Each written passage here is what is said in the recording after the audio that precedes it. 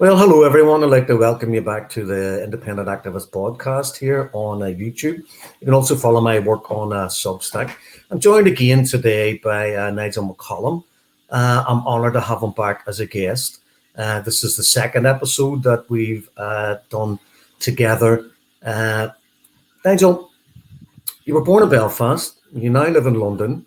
You've worked your way through a myriad of humanitarian aid groups to include the UK Refugee Centre, the UN in Gaza, and you've been inside what I would call the belly of the establishment. So you've seen it from the outside as an activist. You've seen it from the inside as a participant. We talked before about Gaza, the UN, the Refugee Council. We chatted about the Commonwealth. You mentioned all the things you've been involved in. And, you know, you've had, I won't say bad experiences, but you've had your eyes opened. You've gone in with an open heart to try and help alleviate suffering and to rail against injustice where you've seen it. And having been on the inside, you've seen a part of the establishment that most of us don't see. We just see the superficial, I'll call it propaganda that they put out in the newspapers and different NGOs and governmental organizations that claim to be helping people, people suffering, people in need of humanitarian aid, people in need of humanitarian rights. So if you want to just maybe go into, you mentioned earlier it's the 44th anniversary of the Brixton riots. So maybe you want to talk about that and go into the politics behind that. And has anything changed today, or are the circumstances still as bad for our minority groups? And that links into what you were saying. You know, we always see the spin and the gloss and the policy advisors' notes to give the main principle. What is what you say when they ask you these questions, and nothing does change actually. Yeah, because a lot of the work I do now is around anti-racism since I stepped down from our roles, and that was one thing that astounds me when I take up cases is the shocking disparities across the board for black versus white in this country. And then this week we're remembering the 44th anniversary of the Brixton riots. And it was after the Brixton riots, so we're talking near half a century ago, really. Lord Macpherson did the big inquiry. And that was explosive because for the first time we had a senior member of the judiciary, British judiciary, a member of the House of Lords, the highest, body in British Parliament, came out and wrote in black and white, the Metropolitan Police Service is institutionally racist. And now we come now to 2024, last year, and we had Baroness Casey, another member of the House of Lords, her independent report commissioned by the government. And what did she say? The Metropolitan Police is institutionally racist. Nothing changes. And this is the same thing that a lot of times when I see black kids, when I'm not stopped surrounded by two policemen, or now, even more sinister, council enforcement officers have the power to go over to these people. So we've got two armed, two uniformed bodies of the state, stopping these black boys, and I have to go over with my phone on video to say, has there been an offence here? Because otherwise what's your name, what's your address, show us your phone, what's in your pockets. They want all these details, but actually the law states you can only do it if you actually are saying, we think you are guilty of this offence, and they don't. Of course, I always get, step aside, sir, could you step aside, sir? No, public footpath, my mate here's. But the point is, you see, in this area, for how many years? The statistics that come out every year, black lads are 10 to 12 times more likely to be stopped and searched by the police than a white lad. And it's the same every year. So it's like institutional racism has lasted half a century. And they say we're changing, we're making big reforms, but they're not.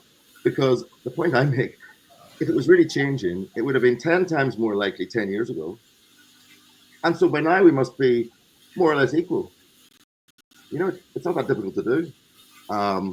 Why is it not going into 9 times more likely, 8 times more likely, 7 times more likely? It just doesn't. It's just always the same old you know what? Different day, same old. Yeah, it really bothers me. And the same in the NHS. You know, did I mention last? You know, haven't come to it yet. Have I? Some of the cases I did last year. Um, a 24-year-old black boy had a sort of psychotic episode caused by whatever in the street, sectioned by the police, taken to the hospital. And unlike what they, and I know this from speaking to people who work with young people in the area. Now, a white lad would have been taken to the police station, put in a cell, sober up, probably given a breakfast the next morning and sent on his way. This fella ended up sectioned in Mile End Hospital, sectioned under Section 28. And then looking into that, when his friends came to me and said, help, I discovered that just because of the color of his skin, he's 8 times more likely to be sectioned, detained without his consent. And then when I went to this hospital, the mental health unit, I honestly walked in and I was absolutely shocked. The first time I went to see him, I literally came home, crashed on the sofa and cried because I thought the asylums were closed years ago. And I walked in, this locked door, they let you in, demoralized staff, totally demoralized staff. Cannot blame them, totally demoralized, overworked, underpaid, working under terrible conditions. And the inmates, the detainees, because I'm not going to call them mental health patients because they're not, the detainees were zombified. So even this fella, for the first few, I couldn't get anything out of him. He was on diazepam and antipsychotic medication. He was like a zombie. And that's what they call treatment. And to make matters worse, the psychiatrist who sectioned him, it took him almost 3 weeks before he came to see him again. So that's not treatment. That's not care. That's completely contrary to what the NHS was founded for. But because the misfortune of him being born with more melanin than, you know, another bloke, he was detained. And that's shocking. And then another case last year, again, black-skinned, 22-year-old, went to the GP for, you know, because of the cultural traditions of his family, didn't tell his mom and dad, I'm feeling a bit down. He took the right initiative, went to the GP under that, you know, confidentiality thing. The GP sent him to a psychiatrist and he got a diagnosis of psychosis. I'm like, this was before the one I just told you about last summer. And then that meant social services, children's services got involved. And his mother contacted me to say, help, they want to do an assessment because of the 3 younger under 18s who live at home. And the whole story came out. And I spoke to the guy, and it was just he wanted mental health support. He was feeling very depressed. You know, the pressures of being a young kid in London, especially if you're black or from an ethnic minority, are immense, immense. And he just went, I guess, to get talking therapies or maybe antidepressants, and he ended up with a diagnosis of psychosis. I had to fight social services. Don't touch this family. Give me a week. I had to get him pushed to get him reassessed. That was clear. And then the battle you have to get the word psychosis off his medical records. Well, we can't just delete it. I said, well, you bloody well will. You know, because they said, no, we can just put another note. And I said, no, because in 10 years' time, he might be an NE or seeing a GP, and they skim through his records, and they'll just see psychosis. They won't scroll down again to see you've cancelled it, deleted. What a palaver that was. The systems you have to go through. And that's, again, the other point. The systems, local government, healthcare, social services, everyone thinks they're there to support people, especially at the bottom. They're there to help. They're there to, you know, give you that little helping hand, guide you. It is a hostile world. And I know that being the advocate, it is hostile. The hostility you face, the barriers you face, the hurdles you face. It's almost like that old, you know, it's not even funny, but you know, computer says no, but worse, but much worse. And it's shocking. It really is shocking to me. And even another revealing point about that one was when there was a visit. I demanded to see the records of the case when they went to visit this boy at his family home. They were making such a thing because so his younger sister opened the door, black, and they wanted to come in. This was an unannounced visit, and she said, "No, you can't." And they were making out that, like, what has she got to hide? Wouldn't let us in. And I'm thinking, no, this is a sign of good parenting. That you know, an 18-year-old girl, when 2 people come to the door that she's not expecting, she doesn't let them in. Why are you trying to infer that there's something to be hidden here? And the other thing that really struck me, they know the ethnicity of this family. And they were saying, and we heard an older adult in the background speaking a non-English language. Those three words on the page were like, whoa. I'm like, this is latent racism. It's almost inferring that if you don't speak English, there's something a bit subhuman here or substandard, something a bit dodgy. And I'm thinking, why could you not actually say the name of the language you know those people speak? You know what they are. It's all written down. Shocking, shocking stuff. And that's an NHS psychiatrist and a mental health nurse. That's the language of their reports. It is definitely loaded against these people. I And think what you're touching, nothing changes. yep, I think what you're touching on there is the inherent racism within the system. It's the power imbalance. So what you have are, I mean, those two examples you've picked are perfect examples of what I would call subliminal racism. So people in the minority communities are profiled by the system and by the police. So what you have is a power of repression that rests in the hands of minor officials, like the constable out on the beat, the bobby in the car. So he gets out with a subliminal racist psychology. And then the people who live under this oppression, Nigel, they're obviously going to react.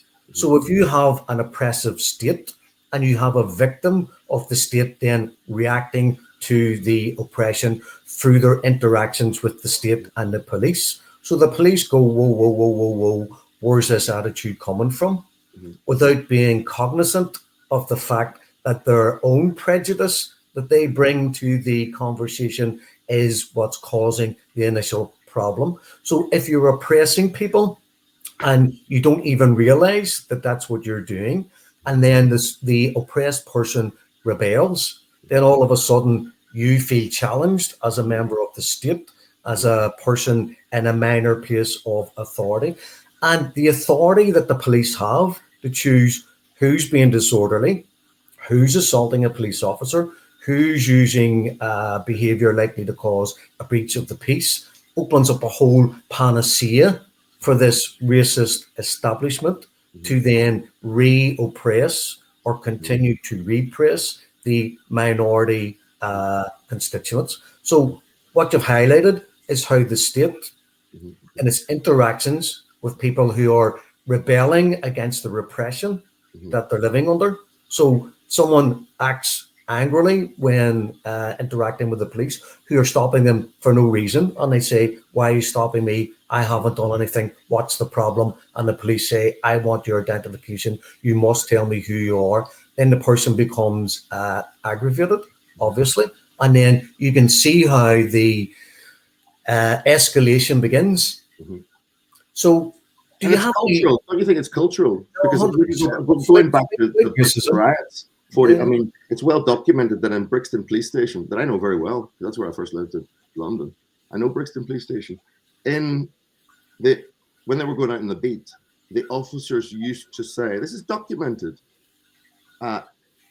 Let's go out the N word hunting. Let's go out N hunting." That was the culture of the police then.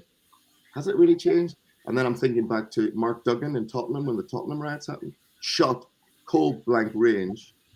And then recently, Chris Kaba.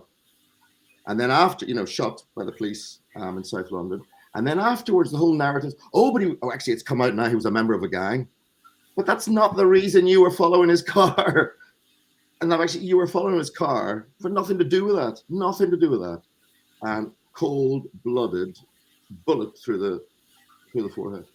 That is 21st century Britain for people. And that's their reality. And then you wonder back to this boy, why so many of these kids do go for mental health support, because from there, I mean, black fathers have to sit down with their children at 9 or 10 and have a conversation just to talk about what do you do when you're stopped by the police? Not what if you are, what do you do? That's not normal, because white parents don't have that conversations. Come on, Benjamin, I've got to talk to you today about what happens when the police stop you. No, it is not happening. But every black father or mother has to have that conversation. Now, in your subconscious, that's in the back of their head every morning they're waking up. before I go out the door, I am 10 times more likely to be stopped by a hostile force in uniform. And I might be detained. And I know that if I'm more likely to be charged by the CPS, then if I go into court, a jury is more likely to find me guilty. And the statistics show because I'm black, I will more likely get a custodial sentence. This is all in their little brains as they're growing up. It's not healthy. It's not healthy at all. And then, as you say, they get angry at me when they're stopped because this is, I would be raging. I would be raging too. All those things you've alluded to is what you think of black repression in North America. Mhm. When you hear the statistics that I think the American population makes up 3% of the world, but makes up 20% of the world's prison population, because the prisons are privatized, and by putting people in jail, and was it Obama or was it Biden brought out the three strikes policy? So if you were shoplifting and you were caught three times, you were potentially going to go to jail for life, because people are working in the jails for a couple of dollars a day. It's like modern day slavery, using black people as cheap labor within the prison system. So I want to go on to two things, please, Nigel. Sure. One of them is you were an elected councillor before. I don't know whether or not you want to chat talked about about that last night. I think, yeah, we did. Yeah, and that's when I ended up in Bangladesh after that. Yeah. Okay. And also, you mentioned that you were a whistleblower at some stage, because again, you were inside this, inside the system. If you want to touch on the generalities involved and just what's wrong with the system. That goes right back in my head to when we started the first podcast about talking about what solidified my Irishness in me. As someone who came from Northern Ireland who was sort of mixed, confused, whatever. What solidified my Irish was coming into the heart of the empire, and being othered from day one. Being othered. I was not long. This was not the capital of my kingdom, as we're led to believe. This was you're othered. So yeah. Well, the politics. I mean, that's one thing. The benefit of that was not only getting an insight at how actually local councillors work, and sadly I see it today, even today in my local area. It's the same old thing. And party politics doesn't interest me at all now, at all. Much better independent. But so because my area, because a lot of my friends too were British Bengalis, I thought, look, I'm elected now. I need to get to Bangladesh, to see where they're coming from. So I decided to go out on a trip to Bangladesh, and because of my background and interest in refugees, thinking of Palestine, thinking of Refugee Council, I'd just been reading randomly, and I heard about these in Bangladesh, what were called the Bihari refugees, but yet they were not. The UNHCR did not classify them as refugees; they classified them as stateless people, because basically, but yet they were living this life in basically slum refugee camps with no international help. Nothing. When I got to Bangladesh, I was shocked. Literally, there's a beautiful parliament building in Dhaka. Beautiful building, absolutely stunning, Jatiya সংসদ. And just around the corner from that, in an area called Mohammedpur, there's one of the biggest Bihari camps. It's called Geneva Camp. Now the UN say they're stateless. We're not touching them, because what it was, they're an anomaly of the British. Again, the British, when Mountbatten and Nehru decided to partition. I'm not mentioning Jinnah because, let's face it, they totally sat on him. Poor man barely got anything. So when Nehru and Mountbatten decided where the lines are going to go, the bit that is now Bangladesh was classified as East Pakistan. So of course at that time, because of the rise in communal violence, the Muslims in states like Bihar, a bit of Bengal around Calcutta, and other states, but they were classified as Biharis, fled to East Pakistan so they'd be safe from Hindu violence. So the problem then was, in the lead up to the Bangladesh nationalist independence movement in the 60s and then 71 liberation war, they, of course, they had been not discriminated. They'd always been seen as the outsiders. They weren't Bengali, even though they were Muslim, looked the same. But they didn't want to cede from Pakistan. They were this tiny group of people who said, no, we don't want to become part of an independent Bangladesh. We'll be a tiny minority. They picked the wrong side. So they were called the Rajakars, the traitors. So they've had this label for decades as traitors. But even though what I'd been reading before I went to Bangladesh was actually what I could see, actually most of them were just saying, no, we speak Bengali. We just have no access to schools. We've got no citizenship. We've got no, this is fascinating. And then I Googled, through whatever it wasn't. I think, did we have Google in 2002? Whatever it was, search. Hansard came up with David Ennals, a former Labour minister, I think, in the Callaghan government and Wilson government. David Ennals, he was a health secretary.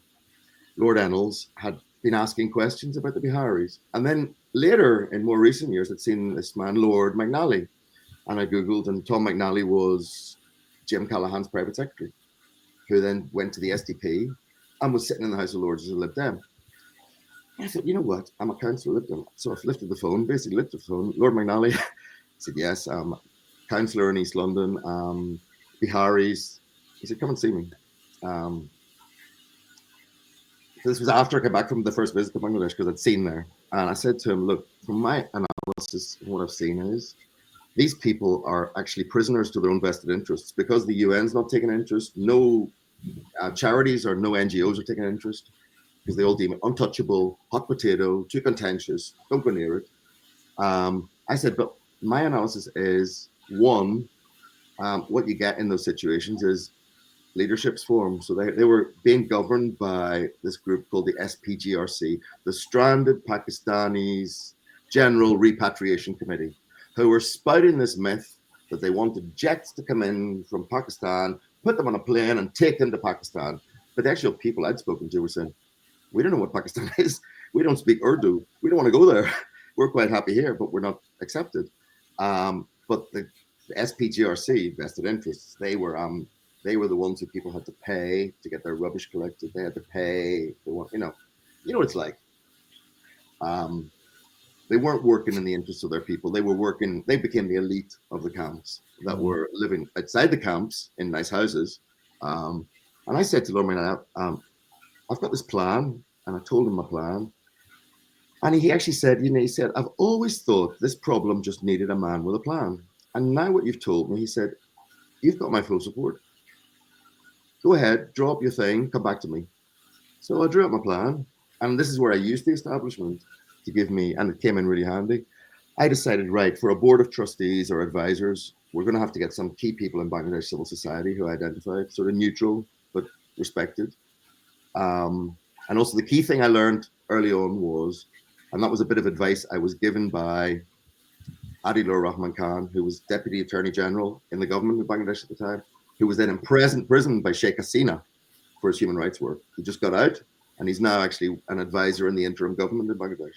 But he advised me, be very careful, because when you're setting up your own sort of thing, be careful you don't get predators who come in and then want to take it over. Mm-hmm. So he said, structure it really well. He advised me, we registered as a trust in Bangladesh. And in Britain, I thought, a woman who had been in Bangladesh in 1971, dealing with the aftermath of the Liberation War, Margaret Anstey, had risen to become Deputy Secretary General of the UN, British. She was living in rural Wales. So I got Lord McNally right to her, patron, Dame Margaret Anstey, former Deputy Secretary of the UN, tick, UN protection there. I got Lord McNally and I said to him, right, May Blood, I wanted someone from Labour. So I thought, May Blood. She agreed. She'd never been to Bangladesh. Jenny Tong, hot on Palestine. She became a Lib Dem, who was the most active one, actually. She came out to Bangladesh on a visit. And I got Lord Glentoran as the Tory because I could put down Shadow Northern. At that time, he was Shadow Northern Minister of the Lords. And, he's a gentleman, actually. He's a real gentleman. Very soft and very, whatever you want me to do, I will do. And I thought, that's all I need. So I had those names. And then the Bangladeshi ones. And then I got, my plan was, I love fundraising. Because the basic structure of my plan was, we go in under the guise of doing a survey of health needs in the camp, under the guise of Dhaka Community Hospital, who was on the, Qazi Kamrazaman, the chair of that, he was a great little man, absolutely great man.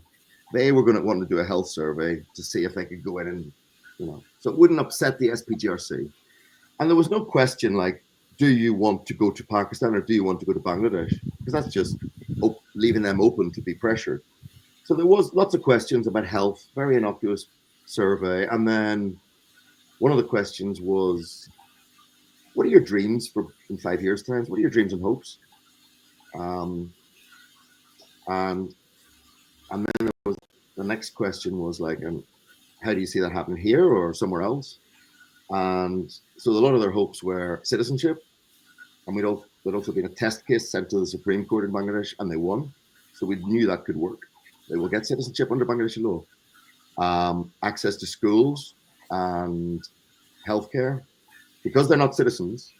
Just because, and unfortunately, unlike well, certainly in the UK, just because one test case proves a right for one doesn't mean it automatically applies to the rest. So um, we I've lost my train of thought. I'm getting so excited about the whole thing because it was so amazing. The end of the survey was basically they all wanted to, what we could prove, 98% saw their future in Bangladesh, 1% Saudi Arabia, 1% Dubai, but it was overwhelming. They saw their future there, but they were demanding, just to be treated better. And to do all that, I'd gone around fundraising. I got money from the Dutch embassy, the Swedish embassy, the Canadian High Commission, the British High Commission, and the Australian High Commission. They all funded the whole project. Paid for Dr. Community Hospital, paid for all the survey people. So it was brilliant. I got funding from them. Then halfway through, before I even got to these results, the UN discovered what I was up to. And these are the people who didn't want to know about it. They're not refugees. Well, we're not going to help. And they they found out what I was doing, and they thought, oh, this could work. And that was the worst week of my life, actually. I remember I wasn't even sleeping because I thought I was even phoning my blood from Bangladesh, going, oh my God, nightmare. Because there was, and the British Deputy High Commissioner at the time said, you know what, we'll call a meeting with all the donors. You bring your trustees in Bangladesh. And May Blood had also sent a letter of support, email of support. And the UNHCR were there, and the big UN, the guy who was really predatory, he was the UN coordinator, so he's the man overseeing UNHCR, World Food, big UN boss. He wanted to take this project away from, and it was a very heated meeting at the start. Really, like I said my pitch, and then the donors were asking questions, like good questions, like why have you not done anything for 30, 40 years? Why, and the UNHCR rep for Bangladesh got really rattled because I said something, and he said, oh, you come here with all your lords and ladies. And the British Deputy High Commissioner went, Christopher, I could just interrupt you. They're my lords and ladies too. And the tide turned. So you say you've got to use the establishment. So it all paid off. And the tide turned. It was like the UN walked away with their tail between their legs, and I had fire in my belly and the wind behind my sails. It was brilliant. Brilliant. But that was, again, if I'd gone out there with, no offense, but if I'd gone out there with, backing with George Galloway or, I don't know, something, I would have been on a plane back home, and the UN would have done. So you think that's what I learned too with the establishment. Use them, use them. And I'm not using them and abusing them. Use them, and because they also, it's true that I have to give them credit, with their support and asking questions in Parliament throughout the whole project. And in fact, there was a final debate when we published our report, when it was all over, and the Biharis were. I got UN Habitat to guarantee 40 million in funding for redeveloping the camps, housing. We got other big grants to go in and to improve sanitation.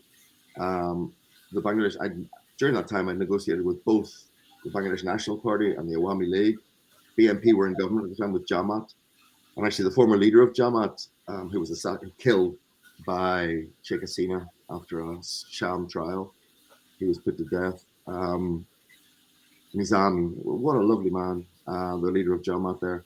Really kind, because he was in a difficult place because his party was deemed to be pro-Pakistan in the Liberation War. But he knew these people were labeled that way too. So he got it. And he genuinely, from a Jamaat Islamic perspective, he wanted to keep it in the background, but he was really pushing to get the citizenship done. All respect to that man. And tragically, he was capital punishment, put to death after a sham trial by Sheikh Hasina. What fascism can do, honestly. So yeah, it was. I left really happy, and I left really happy because it was. I think it's that Irishness in me. When someone says too contentious, hot potato, and you don't touch it. It's just too. That's like, are you mad? And it can be done. Even the one thing I'm very proud of is in the final debate. Again, using the establishment, Lord Glentoran couldn't be there, so I went to David Trimble because I thought the Bangladesh government will actually, they will read this Hansard report, and there's a Nobel Peace Laureate. It's like how to flatter them. And he didn't know it, and he actually said in his report, I didn't know anything about this. It was Lord Glentoran gave me the report, and I didn't know what he was going to say actually. And he came out and basically said, reading that report, absolutely, this is the right thing to do. But and Lord Dubs spoke, the Labour peer who was a child refugee from Czechoslovakia during the war. And it wasn't for me. I just thought, finally, the Biharis, these poor people, have got the recognition in the heart of British imperial power, but long overdue. But the bit that did flatter me, and I love it, because I think that sums me up. Lord McNally, and he said, I met this remarkable young man, came out of the blue, with the most revolutionary idea. But now that it's all over, it's blindingly obvious. That's what I like to do, mate. Because when I come up with ideas, people are like, what? That could work, but it's a bit mad. I go, yeah. Let the Irish solve it. Yeah. That's fantastic, and it was really good. I'm pleased just for that. And I'm still to this day, I love Bangladesh, and I'm still close to Bengalis here. I just love Bangladesh. And when they had that student protest that led to the revolution, I tell you, outside the front of my house here in London, I had the Bangladeshi flag up, and my Bangladeshi was going, "Oh, thank you." I was so happy. I just thought, whoa, and this is what gives me hope. It can happen. Revolution's a state of mind, and when the conditions are right, it will happen. You will get rid of that oppressive dictatorship. You will, because I always use the same with Palestine. How long can you corner a rat? That's all it's a matter. How long will the rat be cornered before it's going to react? And that's human nature. You cannot dehumanize a group of people for indefinitely. You can't. They have to react. It's just human justice. Here, we're just about to run out of time, but not here. Even get to my whistle blowing. It's just over. We'll do another one. That's just over 30 minutes now. Wow. I want to. I'm very interested in what you've said. I'm very respectful of everything you've done there for the. Listen, I'm respectful of you for what you do in your. I love it. I absolutely love it. Following Ferdinand since 2012. Relax. We need solidarity, don't we? That's the key of our hearts, isn't it? Solidarity. So. Okay, mate. Thank you very much. Now, could you just give us an update then? Were those people then accepted as Bangladeshis? Do they now have Bangladeshi camps? And so the UN was going. It's no longer, because the generations have moved on. They're intermarrying now. So the UN's initial position for up to 40 years were stateless people don't have passports, don't have anyone to represent them, don't have any elected officials. There's nothing we can do to help them other than give them food. And you were able to get nothing, Fra. They gave them nothing. Wow. They didn't touch them. They're not part of our mandate. We don't have a mandate for stateless people. Isn't that incredible? You think that's what the UN's for? To help refugees, regardless of race, ethnicity, politics, nationality. They're there. They're supposed to be there. They are supposed to be the cement that holds society together when everything else is falling apart. So, but they're country directors, like the big coordinator. You see, they're part of the diplomatic bubble in Bangladesh, of course, and they're there for maybe 4 years, and of course they're kowtowing to the government. Oh, Mr. Bangladesh President, Madam Bangladesh Prime Minister, and they're told this is a hot potato, too controversial, don't touch it, and they don't touch it. Instead of saying we are the United Nations, we have got a mandate from countries like Cuba, Barbados, Lesotho. We speak for everyone. No, they don't. They don't. And then it just takes a mad Irishman like me to come and say, "Oi, wind your neck in." Here's bees me. Exactly.